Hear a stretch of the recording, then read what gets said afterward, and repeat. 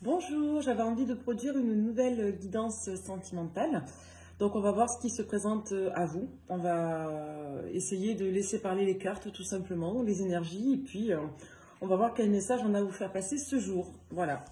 Donc changement de décor pour la vidéo, hein. Donc le son devrait être meilleur puisque le lieu, lui, est plus petit.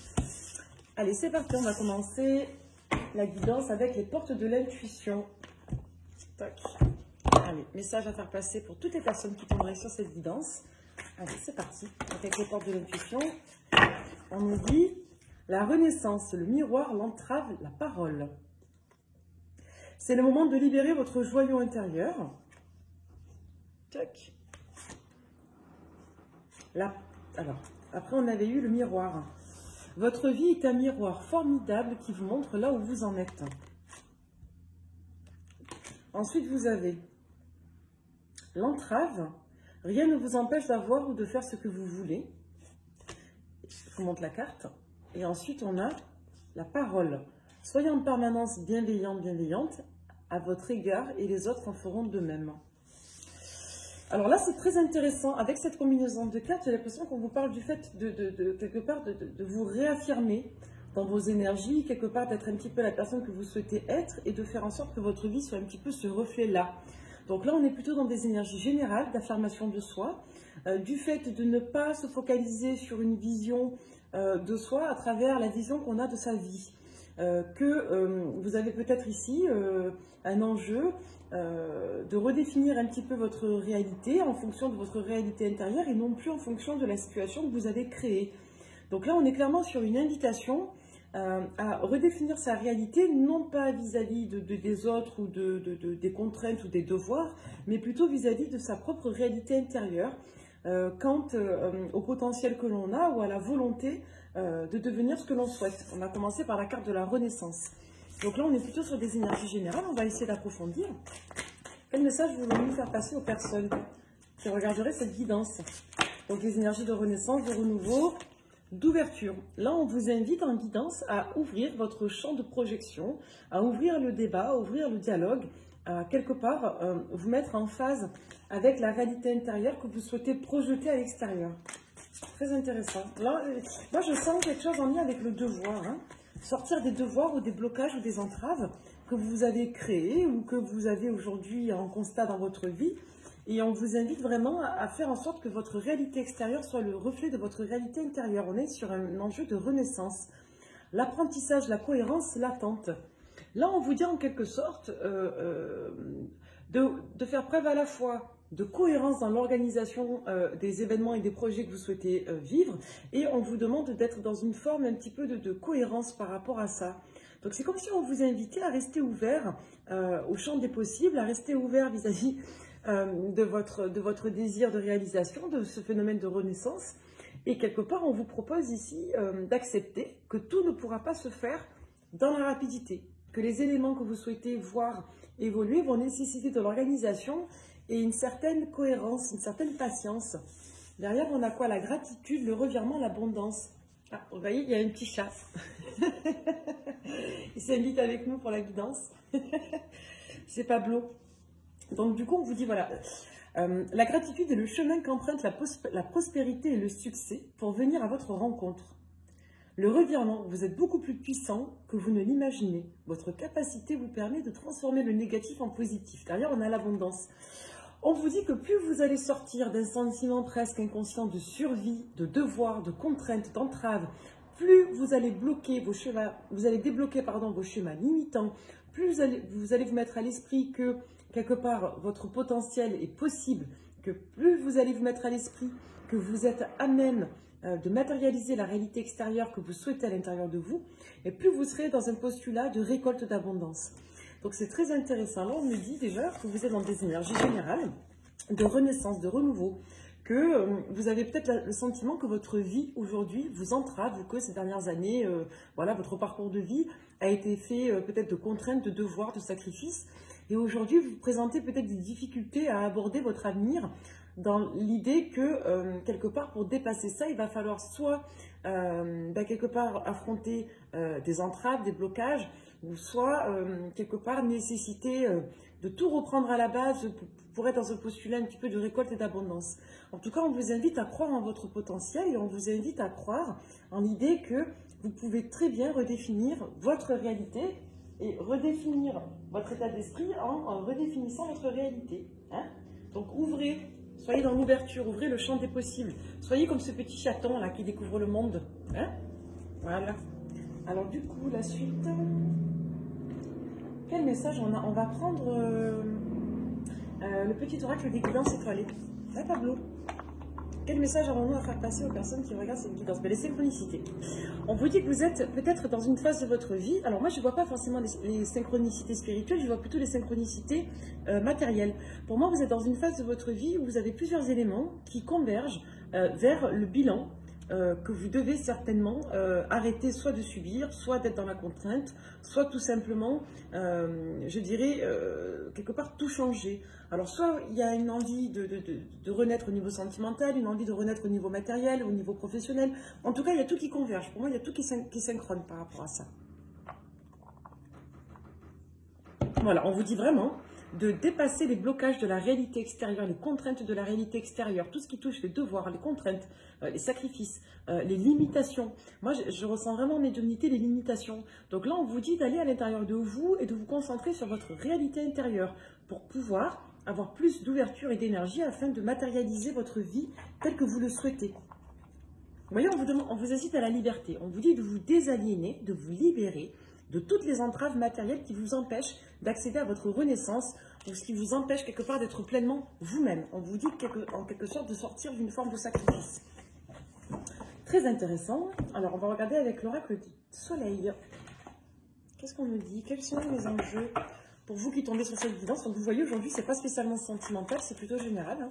C'est un lien avec votre affect, plutôt à vous. On va regarder. Pour toutes les personnes qui tomberaient sur cette guidance, donc c'est plutôt une guidance générale aujourd'hui. Intéressant. Qu'est-ce qu'on nous dit?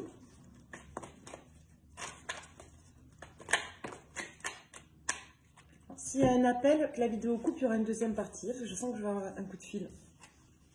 Le pouvoir et l'idéalisme. Ouais.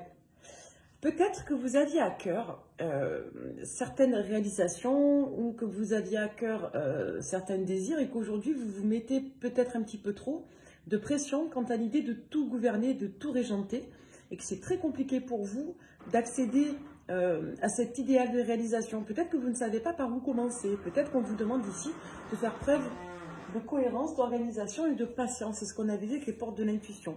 Si vous vous mettez en tête de tout devoir changer rapidement, vous aurez certainement un postulat soit d'être dépassé, soit d'être dans l'échec. Donc là, on vous invite vraiment à être plus pragmatique, plus cohérent dans la manière dont vous souhaitez mettre en place les choses et d'être permissif dans l'idée que tout ne peut pas se faire en une journée.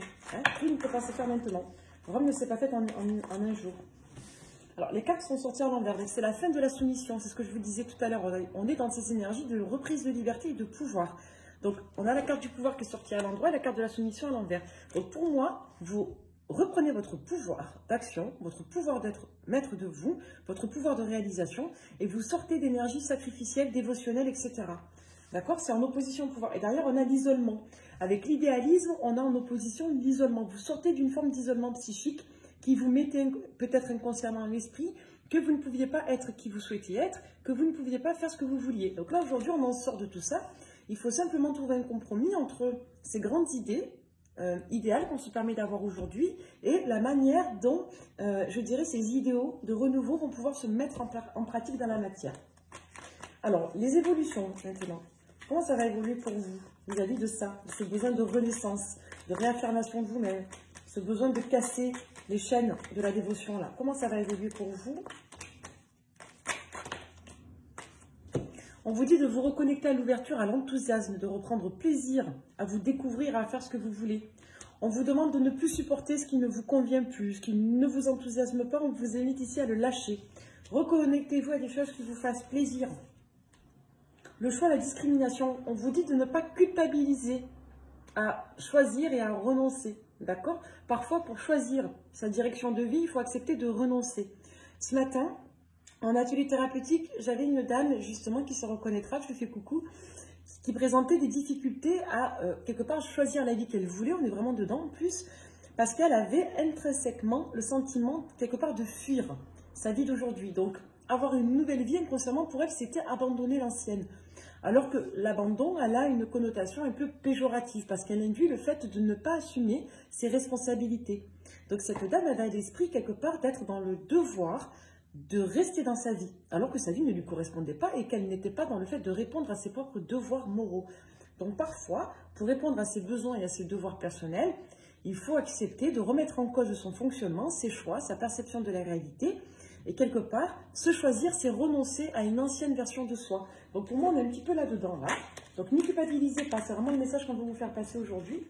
Ne culpabilisez pas à l'idée de faire ce que vous voulez faire et ne soyez pas trop, quelque part, pressé de parvenir à le faire. Ça ne remettra pas en cause votre capacité et votre pouvoir personnel si vous prenez du temps pour mettre en place votre projet, par exemple. La découverte, la perte. Ouais. Pour moi, il y a peut-être ici des constats. Peut-être que vous découvrez des choses sur votre entourage, sur votre environnement. Peut-être que ici, vous formulez un bilan quant au fait d'avoir perdu quelque chose. On va regarder ce que c'est cette perte. La perte de quoi? La perte de la protection, c'est très intéressant. Peut-être que vous aviez le sentiment ici de ne pas réussir à être dans votre ligne de vie. Le sentiment de ne pas réussir à être vous-même. Peut-être que vous avez perdu une part de votre identité avec la polyvalence. Donc là, on est vraiment sur un enjeu de se retrouver, de renaître et de pouvoir s'affirmer dans toutes les facettes de sa personnalité afin de sortir d'une forme de soumission, de dévotion et quelque part dans une forme de trahison de soi vis-à-vis de soi-même. Très intéressant tout ça. Ok. Alors, pour la suite, les évolutions, qu'est-ce qu'on va regarder? Ah, il y a encore Pablo qui est là. Pablo qui veut boire mon café au lait. Le chagrin, la fausseté.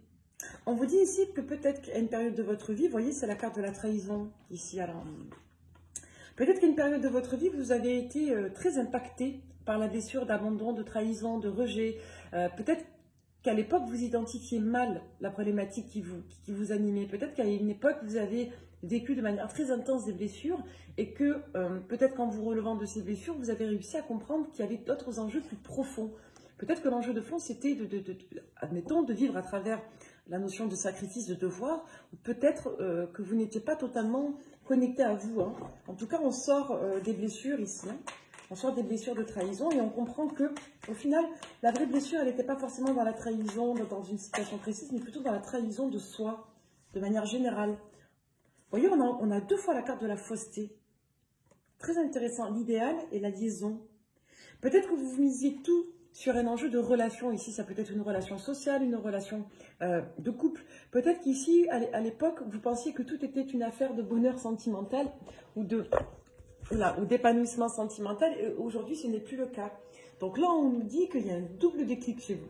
Le déclic des situations que vous avez vécues, vous avez compris certaines choses concernant vos sentiments de trahison et de tristesse ou vos manques. Et il y a aussi aujourd'hui un déclic général quant au fait de comprendre que tant que vous n'aurez pas à cœur d'être vous-même et de renaître en quelque sorte, vous présenterez des difficultés à réellement sortir d'un registre de liaison par exemple. D'accord? Très intéressant. Ensuite, en tout cas, de faire corps avec quelqu'un. La carte du mariage est à l'envers ici. Donc vous avez peut-être un idéal de relation, un idéal de vie qui ne vous permet pas d'être pleinement vous-même ou qui ne correspond pas à la manière dont vous pourriez répondre à vos besoins. Donc moi, vous êtes en train de revoir tout ça là. Comment être pleinement soi-même avec quelqu'un, comment s'épanouir quand on souhaite à tout prix répondre aux besoins de quelqu'un. Pour moi, on est un petit peu dans ces réflexions-là. Alors la folie, l'inconduite, la lettre et l'arrivée. Très intéressant. Et derrière, on a eu l'éclaircissement. Peut-être qu'ici, vous aviez énormément besoin à l'époque d'avoir un retour sur communication, un retour sur investissement. Peut-être que vous avez une période où vous avez énormément focalisé dans un besoin de communication. En tout cas, de manière très précise, ici, on nous parle, on en parlait tout à l'heure également avec les autres supports, on nous parle ici d'un besoin, coûte que coûte, d'avoir une réponse à une question pour avancer. Sauf que vous allez très rapidement comprendre en prédictif que ce n'est pas forcément la réponse au dialogue, ce n'est pas forcément la communication que vous attendez, ce n'est pas forcément l'éclaircissement que vous attendez qui vous aidera à avancer. C'est surtout le fait de vous émanciper du lien affectif, du lien fusionnel, de la dépendance, de sortir peut-être d'une forme de sacrifice de soi. D'accord?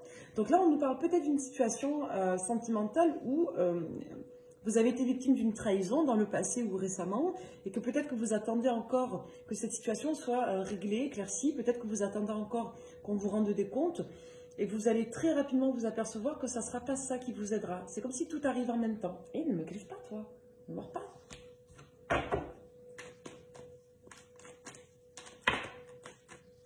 Derrière, on a quoi? L'indulgence, la tempérance, la grossesse ou le projet. Non, Pablo. Tu me laisses travailler? La protection. Alors, là, on nous dit que plus vous serez effectivement dans des énergies de compassion, de compréhension avec la tempérance, plus vous serez quelque part dans des énergies, je dirais, de lumière, hein, plus vous serez protégé dans vos projets. Donc là, on vous invite vraiment à retrouver votre équilibre, non pas à travers la réponse de l'autre, mais à travers vous-même, tout simplement. De retrouver un équilibre général dans votre vie, c'est ce que vous allez faire apparemment, hein, jusqu'à la période de l'année prochaine, hein, du printemps, donc dans les prochains mois. Bon, ça reste assez général et vague. Alors, l'ennui, le valet de coupe et la fin des tracas. Attention à ne pas tomber dans des travers ici de relations de pansement, là, de relations, je dirais, de passage. Il y a peut-être une difficulté ici à fusionner avec soi, ce qui développe un besoin de surfusionner avec l'autre.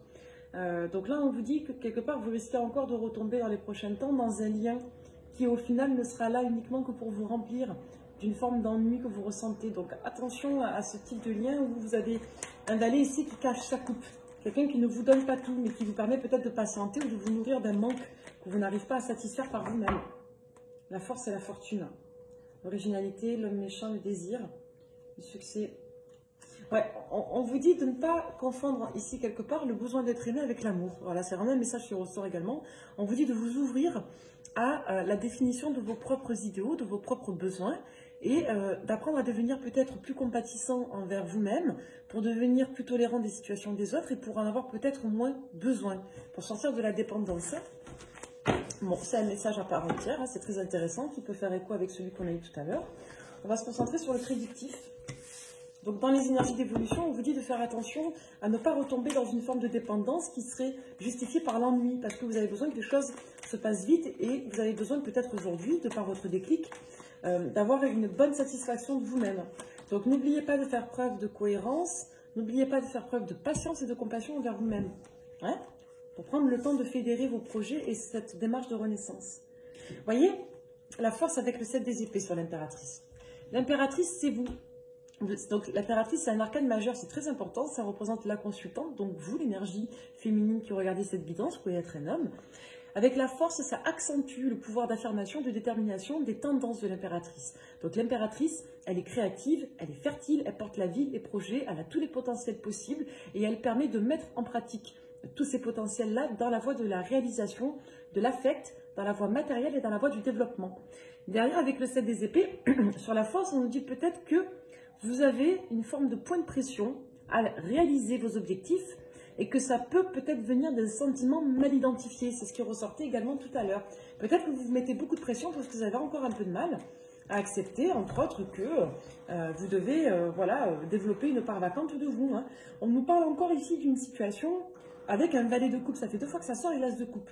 Peut-être que vous idéalisez une situation, peut-être que vous idéalisez un projet, peut-être que vous mettez tous vos œufs dans le même panier, que ce soit au niveau sentimental ou au niveau d'un nouveau projet que vous souhaitez mettre en pratique, et peut-être que ce projet vous donne envie vraiment d'y parvenir très fort et que le fait que ça ne se passe pas dans les détails comme vous le souhaitez ou dans la rapidité souhaitée, ça génère en vous une certaine frustration qui vient accentuer quelque part la brèche ou la faille que vous devez travailler.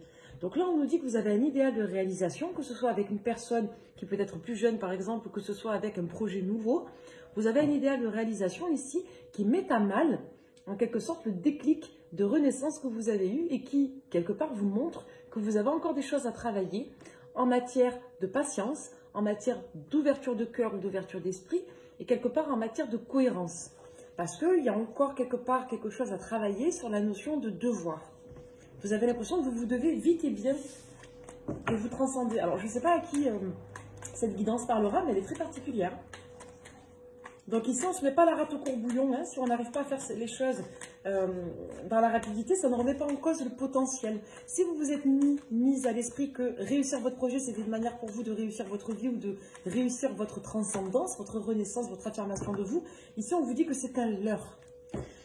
Peut-être que vous êtes marqué ici par votre schéma familial, la mère et la fille, vous et une rivale. Voilà, il y a une notion de schéma là, co-fonctionnel. Donc on vous dit de dépasser les points de comparaison et on vous dit de sortir de l'ego de pouvoir. Si vous avez à cœur de vous prouver des choses en réalisant un objectif ou un idéal, si vous avez à cœur ici de réussir parce que vous avez quelque chose à vous prouver, on vous dit ici que ce n'est pas nécessaire. D'accord? On vous invite vraiment à ne pas être votre ennemi, on vous invite à être votre ami.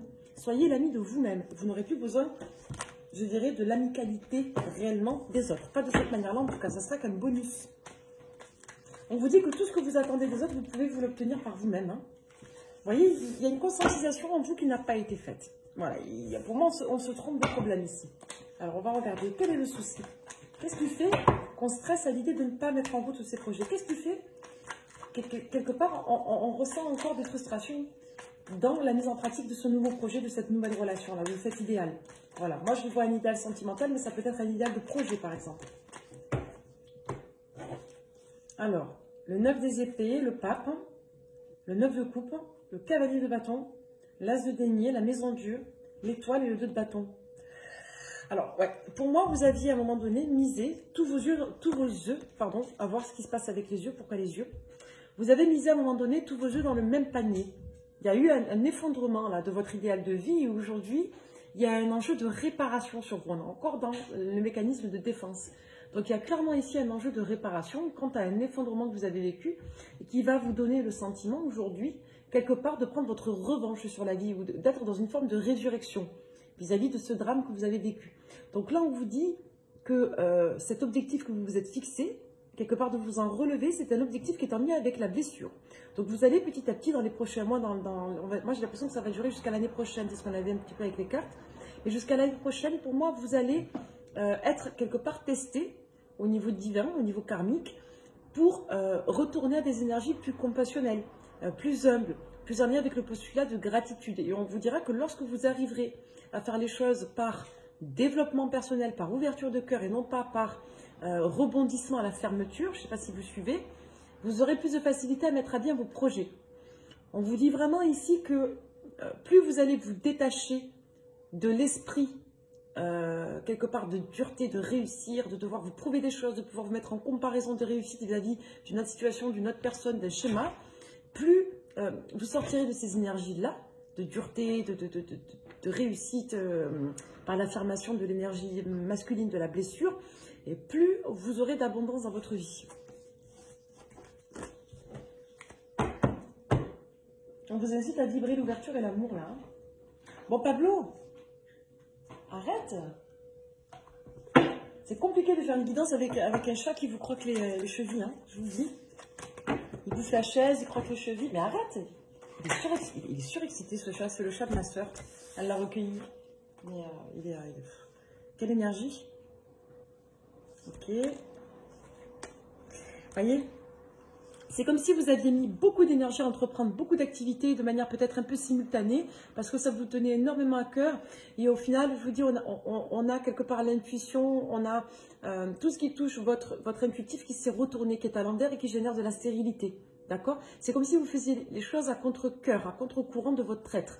Donc là, on vous invite vraiment à sortir d'une forme de précipitation, d'une forme d'hyperactivité, d'une forme de nervosité, de pression, parce que clairement, ça ne sera pas quelque part le bon vecteur de réalisation pour vous. Plus vous allez essayer de faire les choses en quelque sorte avec le cœur et avec plaisir, et plus vous arriverez à mener à bien vos projets. Mais si vous le faites en réponse à un effondrement, en réponse à une blessure, si vous le faites dans une optique de vous prouver par ego que vous êtes apte et que du coup ça vous met la pression à le faire vite, il y aura pour moi des tests d'humilité, des expériences d'humilité. On va faire en sorte que vos projets prennent du temps. Donc on vous invite vraiment à faire preuve quelque part de sérénité et de confiance vis-à-vis de ça. On vous dit qu'il y a des accords qui vont arriver là vis-à-vis de ça. Vous êtes en train peut-être d'élaborer des projets. On vous dit que vous repensez à une personne vis-à-vis de ça, quelque chose qui vous angoisse. Alors peut-être que vous avez ici eu une situation ou un accord qui s'est mal terminé. Peut-être que vous avez été victime de trahison. Dans tous les cas, on vous dit ici qu'il y a un point de comparatif vis-à-vis de la femme qui est très marqué. Peu importe votre situation, on voit que vous êtes dans des négociations, dans des efforts, que vous avez des projets, que vous avez une ligne de conduite que vous projetez. Pour les prochains mois, moi j'irai dans les 6 mois à peu près, si vous êtes posé des deadlines. Dans tous les cas, on nous dit qu'il y a une certaine pression, que ce n'est pas vécu avec sérénité du tout. Voilà, là on nous dit clairement qu'entre l'automne et le printemps qui va venir, vous présenterez des difficultés à aborder votre avenir avec sérénité, c'est ce qui vous empêche. Vous voyez, vous prenez la tête là, vous n'arrivez pas à lâcher quelque chose. Ça vous empêche du coup de réussir, c'est comme si ça vous prenait de l'énergie. Du coup, vous n'arrivez pas à entreprendre. Ça bloque votre abondance. Là, on est clairement sur un enjeu et quelque chose qui bloque votre abondance. Et ce qui bloque votre abondance, c'est votre état d'esprit à vouloir vous prouver que vous êtes capable ou à vouloir prendre votre revanche sur quelque chose. Même si vous n'identifiez pas la revanche, vous êtes dans un process où vous voulez vous prouver des choses, vous menez à bien un projet et il y a une forme de pression. Donc vraiment, la guidance vous dit ici qu'il va falloir sortir d'une forme d'obsession matérielle ou d'une forme d'obsession peut-être psychologique, de réussir coûte que coûte face à un environnement, face à un échec, face à une situation ou à une personne en particulier. Voyez ? Là, vous avez l'impression que quelque part, votre valeur a été remise en cause suite à l'effondrement d'une situation. Ça ressort encore ici. Vous avez la protection d'un homme ici. Vous êtes protégé au niveau médiumnique. Ouais, vous voyez, on vous dit qu'il y a eu un blocage sur vous. On en a parlé tout à l'heure. C'est comme si vous attendiez soit une réouverture de dialogue, soit que vous attendez des mots de la part de quelqu'un ou de l'aide, ou que vous pensez peut-être inconsciemment que l'accompagnement de quelqu'un va vous aider à changer quelque chose en vous. Là, on vous dit que c'est faux. Si vous attendez qu'un homme ou qu'un partenaire amoureux, une femme, si vous êtes un homme, vous donne les réponses à vos questions pour avancer, c'est un leurre. Ce n'est pas le propos. On vous dit également que si vous attendez d'un dialogue juridique ou autre, symboliquement, qui vous aide à reprendre un renouveau, on vous dit que c'est faux. Si vous estimez ne pas avoir eu les réponses à vos questions et que vous estimez psychologiquement que ça vous empêche d'avancer, on vous dit que c'est faux. Pour moi, le blocage ici n'est pas encore complètement identifié. La conscientisation du blocage viendra lorsque vous serez sorti des énergies de la blessure, sorti des énergies de la fin de la situation bloquante. Vous voyez ? On a le cadeau à l'envers et on a la fermeture sur l'entreprise, en tout cas sur l'environnement. Comment ça va évoluer encore? Ouais. En fait, on vous dit que là, dans la rapidité, vous allez parvenir à vous détacher de tout ça, vous allez relativiser. On vous dit que plus vous allez vous détacher de cet environnement et quelque part changer de regard, plus vous arriverez, pour moi, à développer une ligne de conduite qui vous permettra d'atteindre ce qui vous tient réellement à cœur, votre idéal d'affect. Donc, plus vous allez vous détacher de cet environnement qui vous a fait souffrir, de cette situation qui vous a fait souffrir, et plus vous arriverez en quelque sorte à vous réouvrir de manière générale à l'amour dans votre vie.